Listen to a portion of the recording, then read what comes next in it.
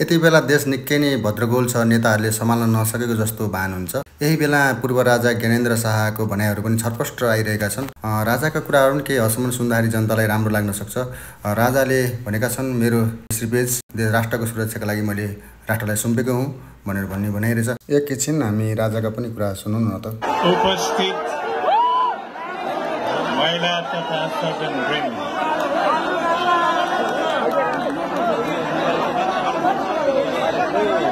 तपाईहरुका बीच आफ्नो मनका कुरा भन्नु पाउँदा मलाई आज खुसी लागेको छ।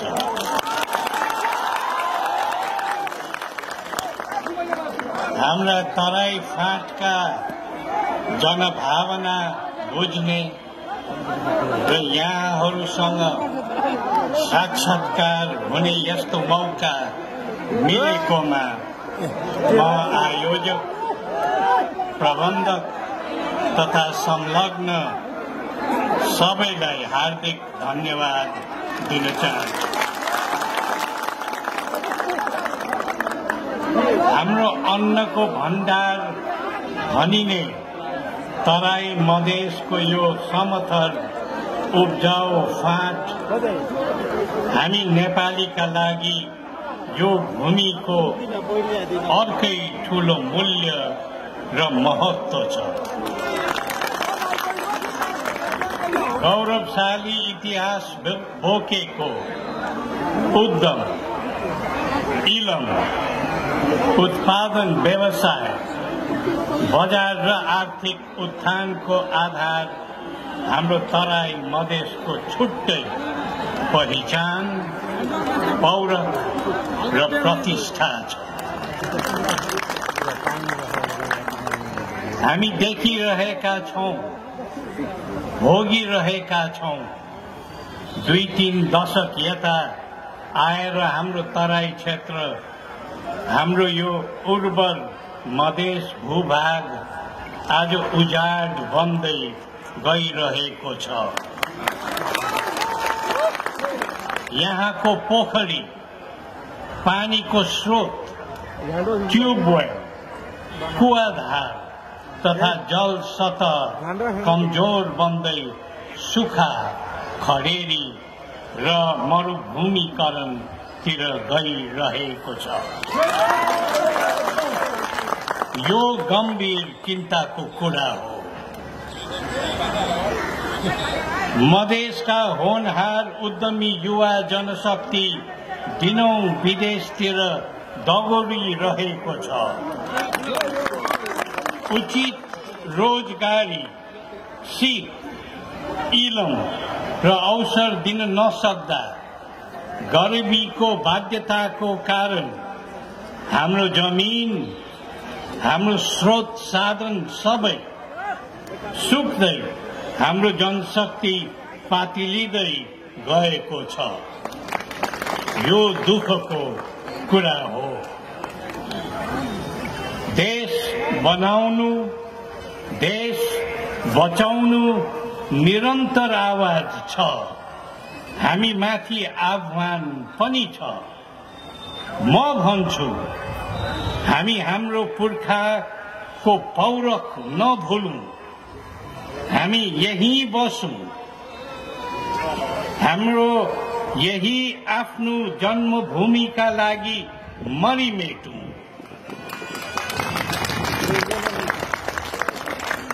हाम्रो विकास, हाम्रो उत्थान र हाम्रो समस्याको निवारण हामी आफैबाट हुने हो, अरूले आएर गरिदिने होइन। तर दुःखका साथ भन्नुपर्छ, आज हाम्रो देश हिमाल, पहाड र तराई सबै उजाड बन्दै खोक्रो भएर चरम दुर्भाग्यको अवस्थातिर खस्किएको छ। यो अवस्थाको अन्त गर्नै परेको छ। यसका निम्ति अब सोच्ने बेला आयो। देशलाई झन्झन बर्बादीतिर नलैजाउँ।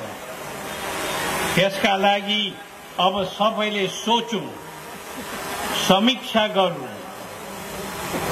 नेपालको यस्तो राम्रो प्रकृति, हाम्रो यतिका प्राकृतिक स्रोत साधन, हाम्रो आफ्नो क्षमता, यी सबै कुरा हाम्रो आफ्नो आर्थिक उन्नतिमा लगाऊ। आफ्नो घर उजाड पारेर अरूको उन्नतिमा आफ्नो श्रम पसिना लगाउने अब बेला गयो। आफ्नो क्षमता, आफ्नै घरद्वार, आफ्नै गाउँ बस्ती र आफ्नै बनाउनेतिर अब हामी लाग्नै पर्छ। यसैमा हाम्रो देशको उन्नति, प्रगति, इज्जत र प्रतिष्ठा निर्भर हुन्छ। हामी भूगोल र भू बनौटमा बाँडिने होइन। हामी जात जाति, धर्म, संस्कृतिमा खण्डित हुने होइन। हामी सबैको देश नेपाल, नेपालमा बस्ने हामी सबै नेपाली। त्यसैले विभेदको, विखण्डनको, विग्रहको र निषेधको राजनीति हामी नगरौँ। हामी सबैको भलाइ यसैमा छ। आफ्ना आत्मीय अग्रजहरूलाई गुमाएको पीडादायक अवस्थामा नेपालको राज्यभार ग्रहण गरेर पुग नपुग 7 वर्ष राष्ट्र प्रमुखको हैसियतमा मैले आफ्नो दायित्व निर्वाह गरे। तत्काल अप्ठ्यारो परिस्थितिमा पनि देशको थप बर्बादी नहोस् र हाम्रा प्रजातन्त्रका मान्यता राखेर नै मैले काम गरेको हुँ।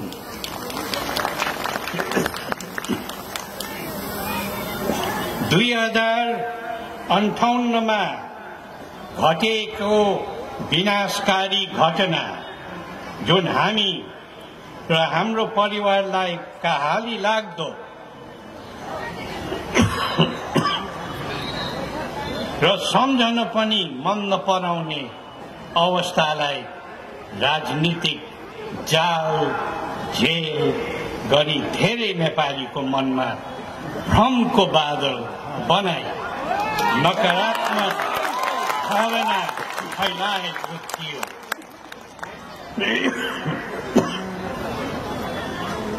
हामी र हाम्रो परिवारलाई घातक प्रहारहरू पनि गरेका थिए। सत्य सधैँ सत्य हुन्छ, असत्यको विजय कहिले हुँदैन। हाम्रो माझ प्रत्यक्षदर्शीहरू हुँदाहुँदै अज्ञानता र छलले अझ पनि हामी बहकिरहेका छौं। यो अन्यायपूर्ण मात्र होइन, दुर्भाग्यपूर्ण पनि हो। आफ्नो पुर्ख्यौली राजदरबारबाट परित्याग गर्दा 2065 ज्येष्ठ 29 गते आम सञ्चार माध्यम मार्फत मैले भनेको थिएँ, म नेपालमै बसी मुलुकको बृहत्तर हित र शान्तिका लागि योगदान पुर्याउन चाहन्छु। अनि त्यति बेलै मैले भनेको थिएँ, स्वाभिमानी आम नेपालीको समग्र हित होस् भन्ने मेरो हार्दिक कामना छ।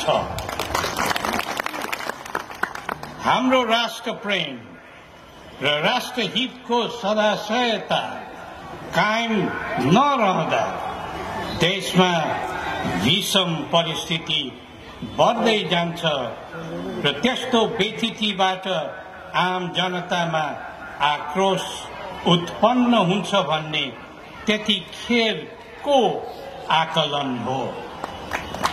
बितेका 15 वर्ष पछि आज त्यो असन्तोष, चासो, चिन्ता, आक्रोश सर्वत्र छताछुल्ल छ। आफ्नो गरिमापूर्ण राजपाटबाट वियुक्त हुनुपर्दा मैले व्यक्त गरेको राष्ट्रप्रेम, राष्ट्रियता, प्रजातान्त्रिक प्रतिबद्धता तथा देश र जनताको उत्थानमा क्रियाशील हुने भावनालाई मैले आज पनि सान्दर्भिक रूपमा सम्झिरहेको छु। त्यसै आशय अनुरूप मैले चिरकाल पर्यन्त सुरक्षित रहोस् भनेर आफ्नो श्रीपेट राष्ट्रलाई सुम्पिएको थिए।